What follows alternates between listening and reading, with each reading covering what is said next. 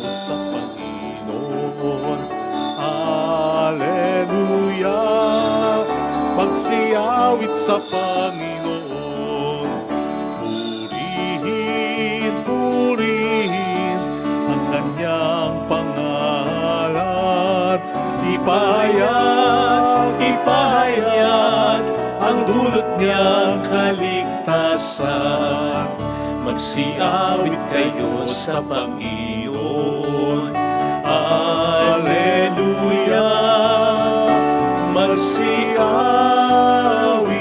magsiyawit, magsiyawit sa Panginoon, sa Panginoon.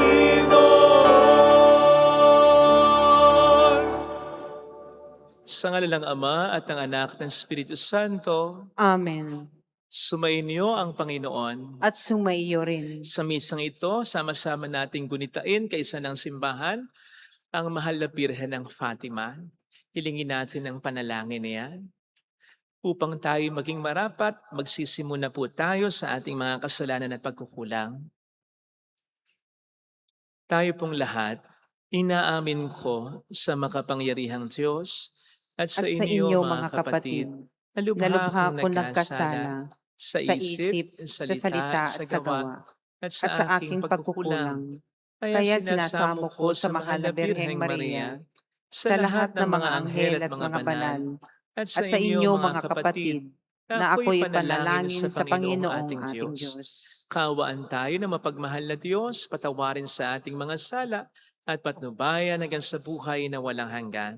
Amen. Panginoon, kaawaan mo kami. Panginoon, kaawaan mo kami. Kristo, kaawaan mo kami. Kristo, kaawaan mo kami. Panginoon, kaawaan mo kami. Panginoon, kaawaan mo kami. Yumuko tayo, maaaring ibulong sa Panginoon ang ating intensyon. Pagdasal po natin ang mga tumutulong sa ating simbahan, ang mga nagpapamisa at ang mga intensyon nila, ang mga kasama natin sa misang ito. Manalangin tayo. Ama naming makapangyarihan, patawarin mo ang aming mga utang sapagkat kami hindi makababayad ng lubusan, kahit makaligtas nawa kaming tanan, pakundangan sa pagdalangin ng mahal na Birheng Ina ng Diyos, para sa aming kabutihan. Sa pamamagitan ni Jesucristo, kasama ng Espiritu Santo, magpa sa walang hanggan. Amen. Ang salita ng Diyos mula sa mga gawa ng mga apostol. Noong mga araw na iyon, ang mga naghatid kay Pablo ay sumama sa kanya hanggang sa Atenas. Pagkatapos nagbalik sila sa Berea, taglay ang bilin ni Pablo kina Silas at Timoteo na sumunod sa lalong madaling panahon. At si Pablo ay tumayo sa harap ng kapulungan ng Areopago at nagsalita, "Mga taga-Atenas, napapansin kong buhos na buhos ang inyong kalooban sa relihiyon, sapagkat sa paglalakad ko sa lungsod at pagmamasid sa mga sambahan ninyo, nakakita ako ng isang dambanang may nakasulat na ganito, sa Diyos na hindi nakikilala. Ang inyong sinasamba kahit hindi ninyo kilala ay siya kung ipinapahayag sa inyo. Ang Diyos na gumawa ng sanlibutan at ng lahat ng naroroon ang siyang Panginoon ng langit at lupa, kaya't hindi siya tumatahan sa templong ginawa ng tao. Hindi siya ay nangangailangan ng anuman, kaya siya pinaglilingkuran ng tao, sapagkat siya ang nagbibigay ng buhay, hininga at ng lahat ng bagay sa sangkatauhan. Mula sa isang nilikha niya ang lahat ng lahi sa balat ng lupa. Itinakda niya ang kanya-kanyang panahon at hangganan. Ginawa niya ito upang hanapin nila ang Diyos. Baka sakaling sa kanilang pag-aapuhap ay matagpuan siya. Ang totoo, hindi naman siya malayo sa bawat isa sa atin, sapagkat hawak niya ang ating buhay, pagkilos at pagkatao. Tulad ng sinabi ng ilan sa inyong mga makata, tayo nga'y mga anak niya, Yamang tayo'y mga anak ng Diyos, huwag nating akalain na siya ay tulad ng larawang ginto, pilak o bato na pawang likha ng isip at kamay ng tao. Mahabang panahong di pinansin ng Diyos ang di pagkakilala sa Kanya ng tao. Ngunit ngayoy iniuutos niya na magsisi sila't talikdan ang kanilang masasamang pamumuhay. Sapagkat itinakda na niya ang araw ng paghuhukom sa sanlibutan at ito'y buong katarungan niyang gagawin sa pamamagitan ng kanyang hinirang. Pinatunayan niya ito sa lahat ng buhay niyang muli ang taong iyon. Nang marinig nila ang sinabi ni Pablo tungkol sa muling pagkabuhay, tinuya siya ng ilan, ngunit sinabi naman ng iba, "Ibig namin kayong mapakinggan uli tulad dito." At umalis doon si Pablo. May ilang sumama sa kanya at sumampalataya sa Diyos.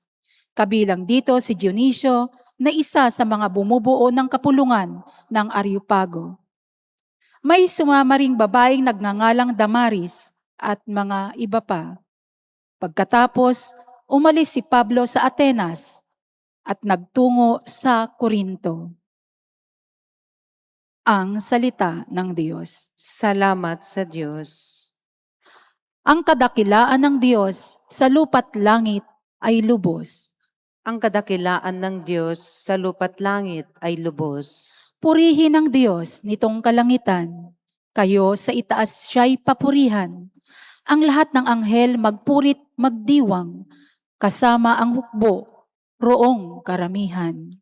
Ang kadakilaan ng Diyos sa lupa't langit ay lubos. Pupurihin siya ng lahat ng tao, hari at prinsipe, lahat ng pangulo, babae't lalaki, mga kabataan, matatandang tao't kaliit-liitan. Ang kadakilaan ng Diyos sa lupa't langit ay lubos. Sa ngalan ng Poon, lahat ay magpuri. Ang kanyang pangalay, pinakamaigi. Sa langit at lupa'y walang kasimbuti. Ang kadakilaan ng Diyos sa lupa't langit ay lubos. Siya nang nagpalakas sa sariling bansa, kaya pinupuri ang piniling madla. Ang bayang Israel, mahal niyang lubha. Ang kadakilaan ng Diyos sa lupa't langit ay lubos.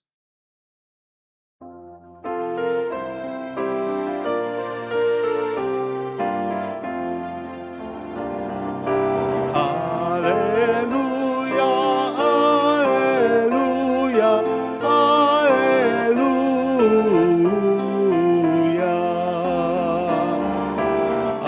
Alleluia, alleluia, alleluia.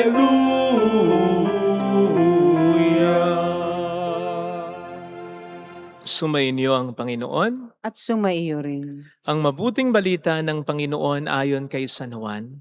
Papuri sa iyo, Panginoon. Noong panahong iyon, sinabi ni Jesus sa kaniyang mga alagad, "Marami pa akong sasabihin sa inyo, ngunit hindi pa niyo kayang unawain ngayon. Pagdating ng Espiritu ng Katotohanan, tutulungan niya kayo upang maunawaan ninyo ang buong katotohanan. Sapagkat magsasalita siya, hindi sagana ang kanyang sarili, sasabihin niya sa inyo ang kanyang narinig at ipapahayag ang mga bagay na darating. Pararangalan niya ako sapagkat sa akin magmumula ang ipapahayag niya sa inyo. Ang lahat ng sa Ama ay akin, kaya ako sinabing sa akin magmumula ang ipapahayag niya sa inyo." Mga kapatid, ang mabuting balita ng Panginoon. Pinupuri ka namin, Panginoong Hesukristo. Welcome sa Our Lady of Lazaret Quasay Parish, kung saan nais lang pong umiyak at samahan tayo ng mahal na ina sa pag-iyak at sa pagdarasal upang maging maayos ang lahat. Isa po sa mahirap na karanasan ng buhay ay ang pagkakaroon ng mga tanong na hirap tayong bigyan ng kasagutan. Gusto po kasi natin lagi tayong in control, and certainly mahirap maging in control kapag may mga bagay na hindi tayo alam. Kaya nga sumisikat madalas yung mga taong maraming nalalaman. Yung bang katulad ni na Ernie Baron dati o kaya ni Kuya Kim ngayon. At gayon din ang mga programa na nagbibigay sa atin ng iba't iba at maraming mga kaalaman. Gayunpaman, may mga tanong talaga na hirap tayo. Hirap ang tao na bigyan ng katugunan. At tulad ng ano nga bang mayroon pagkatapos ng universe na alam natin? Meron nga bang ibang planeta kung saan may mga nabubuhay ding mga intelligent beings na tulad natin? Totoo nga ba ang mga aliens? Actually, kamakailan nga lang po ay pinadeclassify ni President Trump ang maraming mga files tungkol sa UFO. At sa kanya parang sinabi sa mga tao na kayo na ang bahala kung paano interpret, explain ang mga ito. Kasi nga, kahit sila, ang Pentagon o ang Amerika, sa wala, hindi ito ma-explain. Kayun pa man, ano nga ba kung hindi natin ito ma-explain? I mean, anong magiging napakalaking epekto sa buhay natin? Tuloy pa rin naman ang buhay natin, di ba? Kaya, mas mahirap na tanong, actually, yung mga tanong na may diretsyong kinalaman sa buhay natin. Yung bang klase ng mga tanong na kung hindi natin masasagot ay po pwedeng makapag-stop literally and figuratively ng buhay natin. Katulad ng tanong na bakit hindi ka umasenso sa paraan na gusto mo, gayong nagsisikap ka naman at wala ka namang inaargabyado. Yun kasi madalas ang kasabihan, di ba? Yun din ang naisasermon ng pari kadalasan. Magsikap lang. Magtiwala lang. Gawin lang ang tama. Gawin lang ang mabuti. Huwag lang may aapakan. Uunlad tayo. Alam natin na may mga taong kahit gaanong sikap ang gawin, kahit gaanong pagpapakabuti at dasal ang gawin, hindi umaasenso ang buhay the way they want or the way we want it or the way we expect it. Katulad din ng tanong na, bakit ka niloko ng asawa? Bakit nasira ang buhay ng anak mo? Bakit nasira ang pamilya ninyo? Bakit nagkaroon ka ng sakit na malubha? Bakit namatay ng maaga ang mahal mo? Bakit parang yung mga masama ay nangingipapaw? Samantalang ang mga mabuti ay nalalampasan. You see, mas mahirap na tanong ang mga ito dahil walang sasapat na eksplanasyon sa mga taong may tanong na ganyan. At siguradong pwede rin nating silang maunawaan kapag tayo na ang nalagay sa kanilang kalalagayan. Kaya nga, napakagandang balita itong sinabi ng ating Panginoon sa ating Ibanghelyong napakinggan kung saan sabi niya, marami pa akong gustong sabihin sa inyo, ngunit hindi pa ninyo kayang unawain ngayon. Pagdating ng Espiritu Santo ng katotohanan, tutulungan niya kayo upang maunawaan ninyo ang buong katotohanan. Napakagandang balita ito again para sa mga taong may mga tanong ngayon at may mga magiging tanong pagdating ng panahon sapagkat masasagot pala ito pagdating ng araw at ang magpapaliwanag pa mismo sa atin ay ang ating Panginoon. And so mayroong sapat na explanation, mayroong katanggap-tanggap na rason, mayroong magandang dahilan na hindi pa maibigay ng Diyos sa atin sapagkat alam niya na hindi pa ito tamang panahon at hindi pa natin kayang tanggapin. And we should believe Him sapagkat siyang may likha sa atin. Siyang nakakaalam ng kakayanan natin kung kaya ba nating tanggapin, kung kaya ba nating unawain. At siya rin ang nakakaalam ng makabubuti sa atin. Abay hindi magsusubo ang ina sa kanyang batang-batang anak ng isang solid na pagkain kung alam niyang hindi pa ito kayang nguyain o i-digest ng anak niya. Dahil sa halip na makabuti ay siguradong yan ay makasasama pa. Ganun din ang kalooban ng Diyos sa atin. Hindi niya nililihim, pero may tamang panahon kung kailan niya ito suddenly or gradually i-reveal sa atin. O di ba ganyan ang nangyari sa mensahe ng mahal na Birhen ng Fatima? Hindi naman ito isinapublika agad. Dahil bukod sa ito ang bili ng mahal na ina, pinag-aralan muna at hindi rin naman pakay ng simbahan na isatisfy ang curiosity lamang ng mga tao kung hindi naman ito magtutulot ng pagbabago. At ang mahal na ina ay nagpakita hindi para magpasikat, kundi para sa kanyang mensahe na galing din naman sa Diyos, akayin sa pagbabago ang lahat. At hindi mangyayari yon kung i-reveal agad ang mensahe ng hindi sa tamang paraan at sa tamang panahon. Kaya sana mga kapatid, huwag nating isipin na iniiwan tayo ng Panginoon, lalong-lalo na kapag tayo nasa isang napakahirap na sitwasyon. Kapag tayo nanghihingi sa Kanya ng explanation, He is not leaving us in our confusion. Hindi niya pinakikinggan, napansin ang ating mga tanong. Pinakikinggan niya yan. Narinig niya yan. Pinapansin niya yan. At lalong hindi sa wala siyang sagot sa ating mga tanong. Mayroon. It's just that hindi pa talaga tamang panahon. Tandaan po natin na bagamat hindi galing sa Diyos sa mga pangit na nangyayari sa atin, ay hindi naman po niya iaalaw ito kung hindi niya magagawa ng paraan sa huli o kung hindi niya mailalapat sa kanyang magandang plano para sa huli. Kaya magkakaroon ng Panginoon para sa atin ng sagot sa ating mga tanong dahil siyang gagawa ng buong eksena, siyang gagawa ng buong plano. At kasama doon ang pangit na mga nangyari sa atin kahit di niya yung ginusto. Pero i-incorporate niya sa kanyang magandang plano. Kaya may maisasagot siya sa atin kung bakit niya hinayaang mangyari yon kahit hindi niya ginusto para sa atin. We will realize in the end na gumawa siya ng paraan para hindi mangyari yon. And we will realize, of course, na kahit nangyari man yon ay gumawa pa rin siya ng paraan upang sa huli ay ma-appreciate pa rin natin kahit yung pangit na nangyari yon. And so, wag po sana tayong mapako sa ating mga tanong sapagkat ito ang siyang magpapako sa atin sa walang humpay na pagkagalit, pagtatampo, pagrereklamo, at pagkalito. Sa halip, move on tayo nang may pananampalataya sa ating Panginoon na nakakaalam ng lahat at kaya makapag-explain din sa atin pagdating ng panahon sa paraan na hindi lamang natin basta tatanggapin, kundi sa paraan na siguradong ipagpapasalamat din natin. Ito sana ang hiling nating biyaya sa ating banal na pagdiriwang ngayon. Ilagay natin ang ating kanang kamay sa tapat ng ating puso.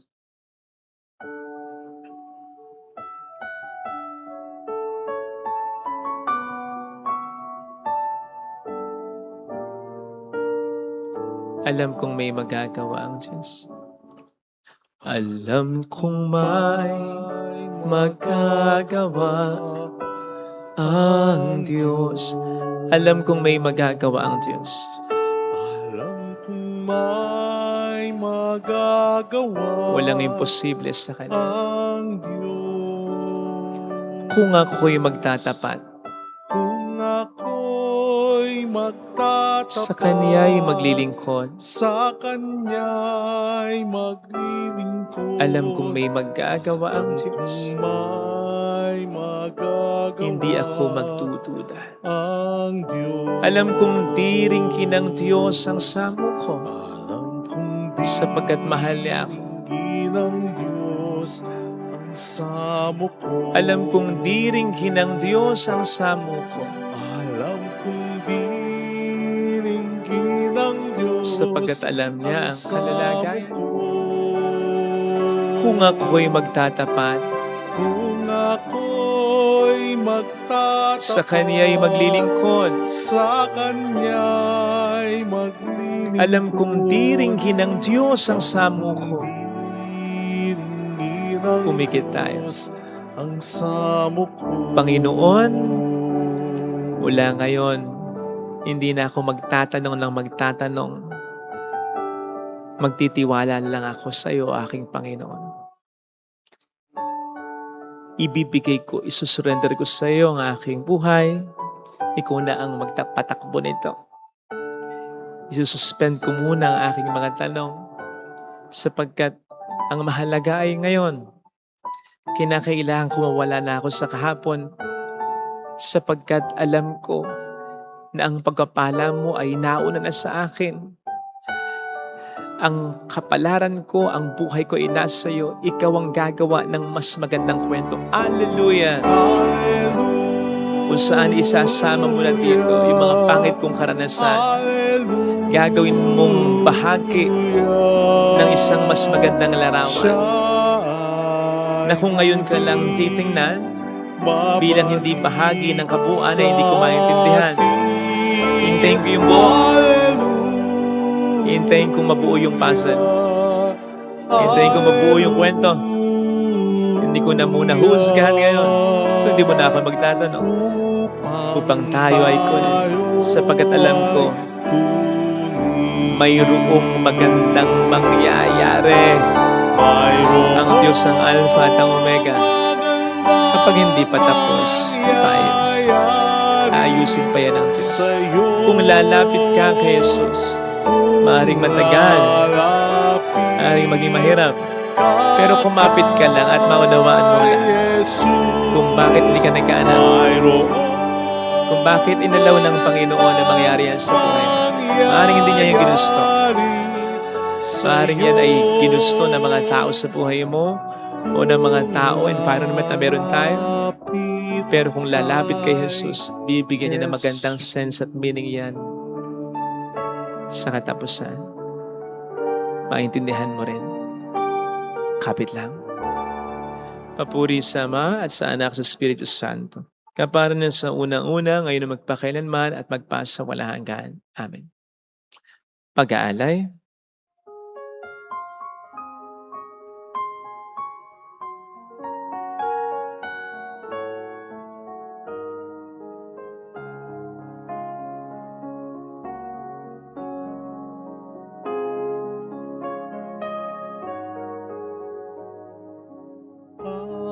Aming alay, alak at tinapay, handog sa iyong dampana, nagbibigay ng buhay. Nawa'y babanalin itong handog naming alay, humaharap sa'yo, nagbibigay pugay.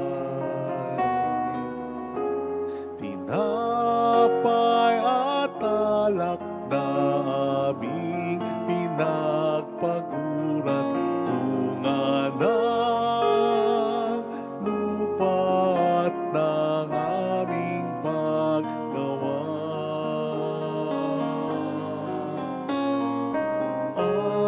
Aming alay, alak at tinapay, handog sa iyong dampana, nagbibigay ng buhay. Nawa'y babanalin itong handog naming alay, humaharap sa'yo, nagbibigay pugay. Manalangin tayo, pangating handog ay maging kalugod-lugod sa Diyos samang makapangyarihan. Tanggapin nawa ng Panginoon itong paghahain sa iyong mga kamay, sa kapurihan niya at karangalan, sa ating kapakinabangan at sa buong sambayanan niyang banal. Ama naming lumikha, ang iyong nagkatawang taong anak ay tumulong nawa sa aming ginagawa upang siya na iniluwal ni Maria nang di mumawas kundi lalo pang nagpaganap sa pagkabirhen, ay magpaging dapat nakalugdan mo ang aming paghahain sa ikapagpapatawad ng mga kasalanan namin, sapagkat si Jesucristo ang Panginoong kasama mo at ng Espiritu Santo magpa sa walang hanggan. Amen. Sumainyo ang Panginoon. At sumaiyo rin. Itaas sa Diyos ang inyong puso at diwa. Tinaasan namin sa Panginoon. Pasalamatan ng ating Panginoong Diyos. Marapat na siya ay pasalamatan. Ama naming makapangyarihan, tunay kang marapat na ikaw ay pasalamatan. Bukod mong pinagpalang maging ina ni Jesucristo ang mahal na birheng, nagpupuri at nagagalak sa iyo. Ikaw ang gumawa ng tanang dakilang bagay, ikaw ang lumilingap sa lahat kailanman. Nilingap mo ang mahal na birhen bilang iyong abang alipin na iyong binigyan ng tungkuling kumalinga sa anak mong manunubos namin. Kaya kaisa ng mga anghel na nagsisiawit ng papuri sa iyo nang walang humpay sa kalangitan, kami po'y nagbubunyi sa iyong kadakilaan. Santo, Santo, Santo, Panginoong Diyos ng mga hukbo, napupuno ang langit at lupa ng kadakilaan mo. Hosana sa kaitaasan. Pinagpala ang naparirito sa ngalan ng Panginoon. Hosana sa kaitaasan. Ama naming banal, ikaw po ang bukhal ng tanang kabanalan, kaya sa pamamagitan ng iyong Espiritu, gawin mo pong banal ang mga kaloob na ito upang para sa amin ay maging katawan at dugo ng aming Panginoong Hesukristo. Bago niya pinagtiis ang kusang loob na maging handog, hinawakan niya ang tinapay, pinasalamatan kaniya, pinaghati-hati niya iyon, niabot sa kaniyang mga alagad at sinabi, "Tanggapin ninyong lahat ito at kanin. Ito ang aking katawan na ihahandog para sa inyo."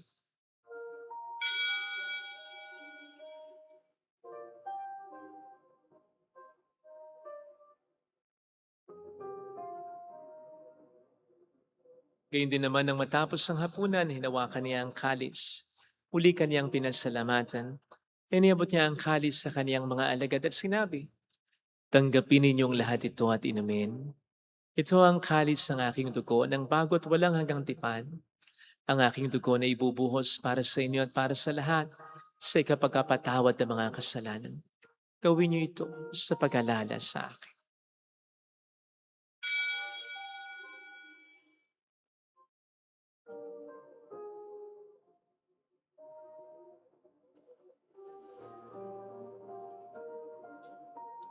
Ang misteryo ng ating pananampalataya. Si Kristo'y namatay, si Kristo'y nabuhay, si Kristo'y babalik sa wakas ng panahon. Ama, ginagawa namin ngayon ang pag-alaala sa pagkamatay at muling pagkabuhay ng iyong anak. Kaya iniaalay namin sa iyo ang tinapay ng buhay at ang kalis ng kaligtasan. Kami po'y nagpapasalamat dahil kami iyong minarapat at tumayo sa harap mo para maglingkod sa iyo. Sinasamo namin kami na magsasalo sa katawan at dugo ni Kristo ay mabuklod sa pagkakaisa sa pamamagitan ng Espiritu Santo. Ama, lingapin mo ang iyong simbahang laganap sa buong daigdig. Puspusin mo po kami sa pag-ibig kaisa ni Leon na aming Papa, ni Tanis na aming Obispo, at ng Tanang Kaparian. Alalahanin mo po ang mga kapatid naming nahimlay nang may pag-asang sila'y muling mabubuhay, lalo na po ang aming mga ipagdarasal. Saglit nating ipagdasal ang ating mga kakilalang yumao.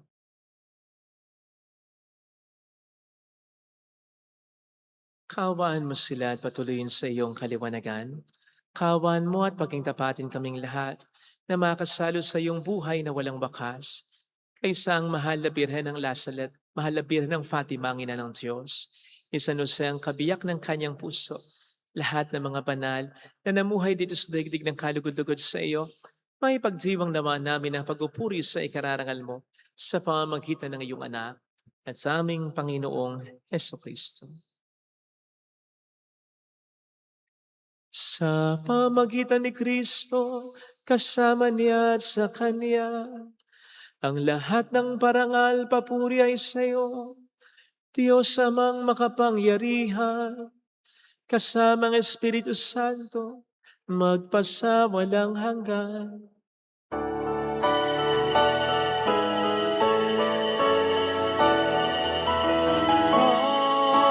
Amen. Amen. Amen.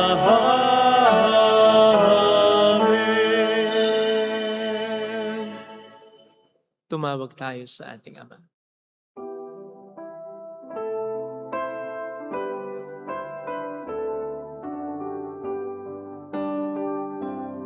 Ama namin, sumasalangit ka, sambahin ang ngalan mo, mapasa amin ang kaharian mo, sundin ang loob mo dito sa lupa para ng sa langit.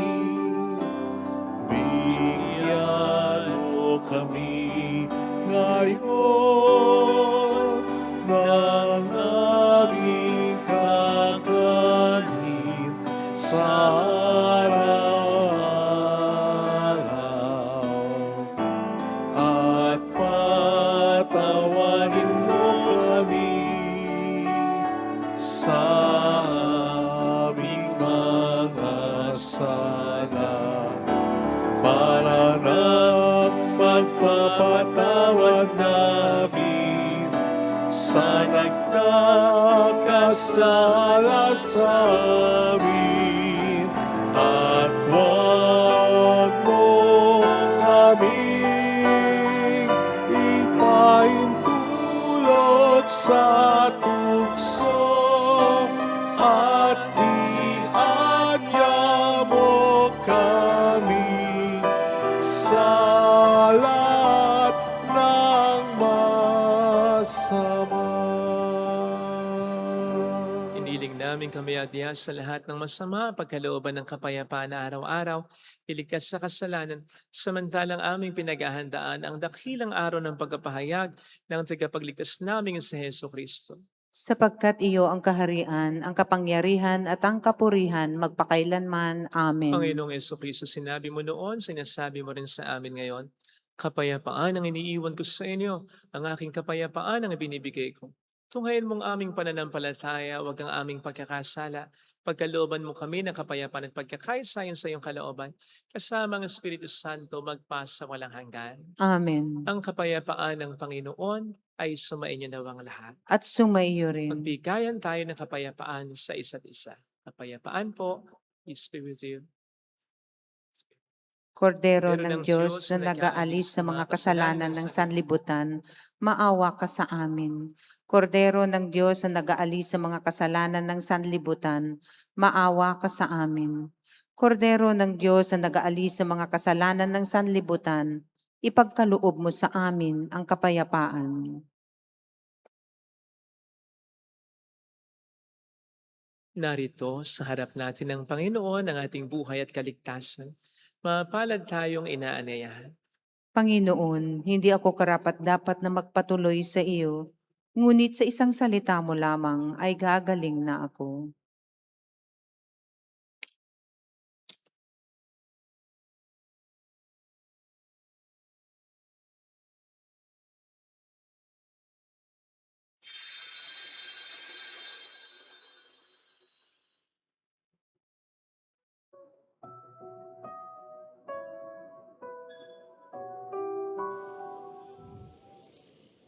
Panalangin para sa espiritual na pakikinabang. Panginoong Hesus, ako ay naniniwala na ikaw ay nasa kabanal-banalang sakramento. Iniibig kita ng higit sa lahat at ninanasa kong tanggapin ka sa aking kaluluwa. Sapagkat sa mga sandaling ito, hindi kita matatanggap sa sakramento. Tumuloy ka sa espiritu sa aking puso. Niyayakap kita na para bang naririto ka na. Inaalay ko ng buong buo ang aking sarili sa iyo. Huwag mong hayaang mawalay ako sa iyo. Amen. Inaasam na tuwina na sa'yo piling sa araw-araw na pagduso ko sa buhay. Ikaw lang ang saksit, nag-iisang bantay. Layuin man ako ng lungkot at hirap, tanggulan ko lagit lingat at yakap.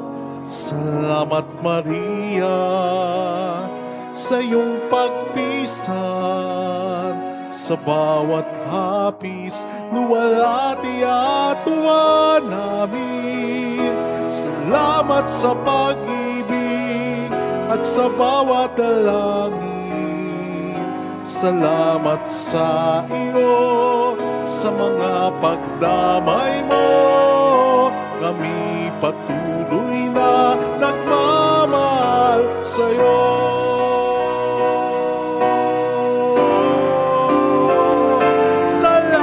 Maria, sa iyong pagpisan, sa bawat hapis, luwalhati at tuwa namin.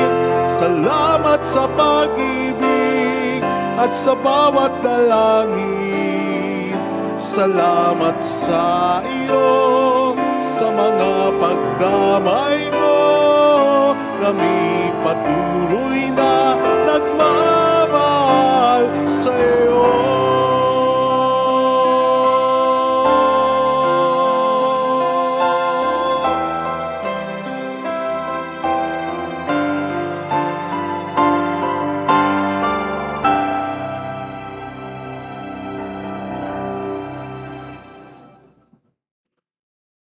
Manalangin tayo.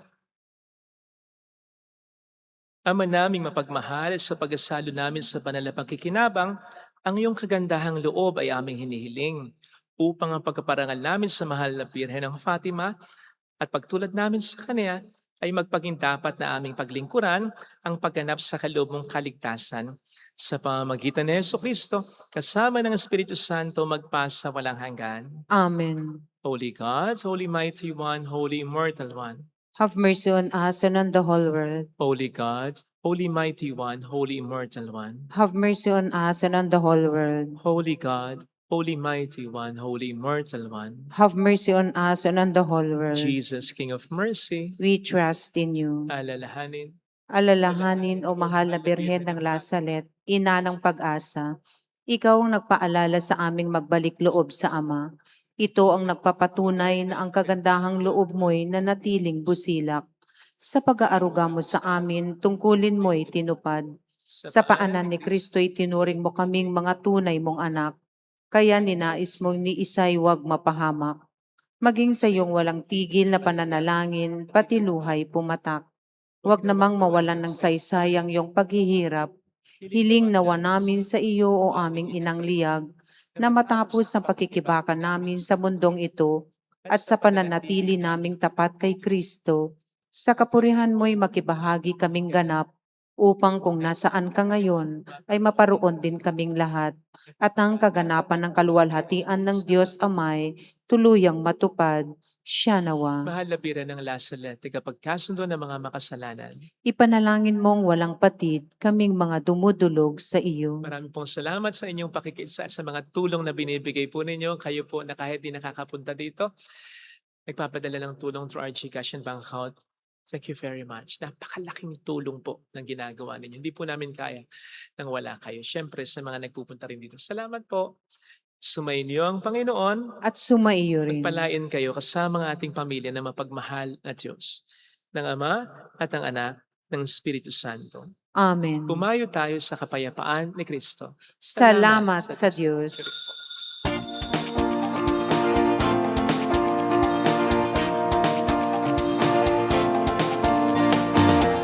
Mary, Mother of the Lord, Here's the prayer we sing to you. Let your tears sip in our minds and hearts as once they fell at La Salette.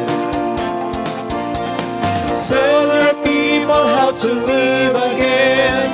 Tell your people how to sing again. Tell your people how to dance again. Tell your people how to pray again. Mary, Mother of the Lord, hear the prayer we sing to you.